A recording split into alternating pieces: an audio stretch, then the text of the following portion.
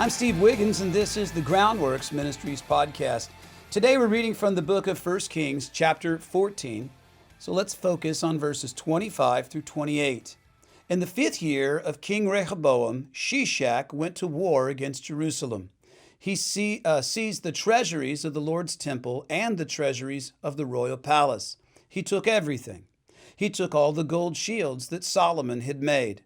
And King Rehoboam made bronze shields in their place, and he committed them to the care of the captains of the royal escorts, who guarded the entrance of the king's palace. Whenever the king entered the Lord's temple, the royal escorts would carry the shields, and then they would put them back to the royal escorts' armory. In the 1970s, a church in North Hollywood, California, became highly concerned about end times scenarios. The church had about 2,000 members, and their property was estimated at around $1.5 million. That was a lot of money for the 70s.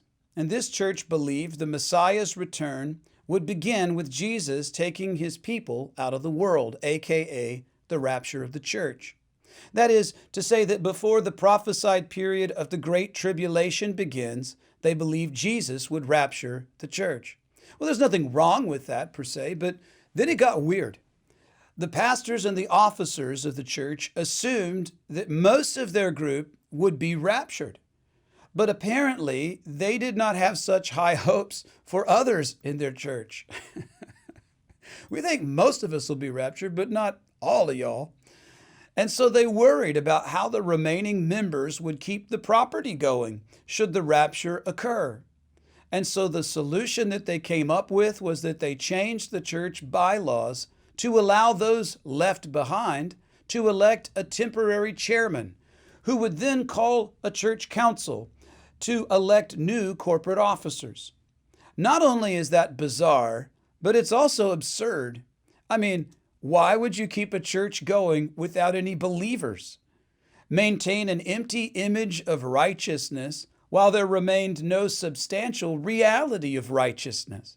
Well, that sounds something like a religious kingdom where soldiers strut around with bronze shields of faith, but they have abandoned faithful worship.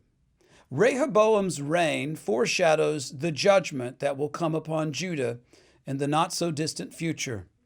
And the divided kingdom is a depressing story from the very start. Consider this, 1 Kings 14, verses 22 through 24, and it tells it all.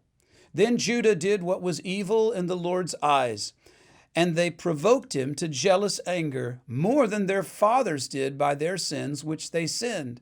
So they built for themselves high places and pillars and Asherah poles on every high hill and under every leafy tree. And they even made male prostitutes were in the land. And they acted in line with all of the abominations of the nations which the Lord had dispossessed before the sons of Israel. So immediately after these 3 depressing verses, Shishak, king of Egypt, marched against Jerusalem.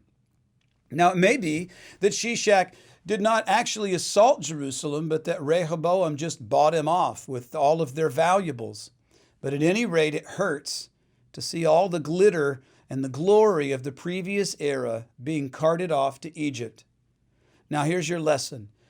You can ignore the Lord if you like, but you must remember that no matter how important and how powerful that you may feel today among men, God still has Egyptian pharaohs, as it were, and a whole slew of unforeseen subordinates at his beck and call. You see, the giver of grace and mercy can also take away his favor and protection.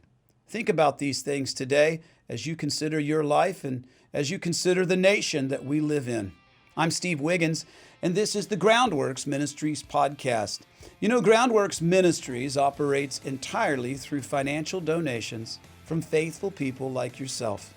So if you're being ministered to through the daily teaching of Groundworks Ministries, and you would like to help us lead God's people back to the Bible, would you consider donating to Groundworks Ministries today?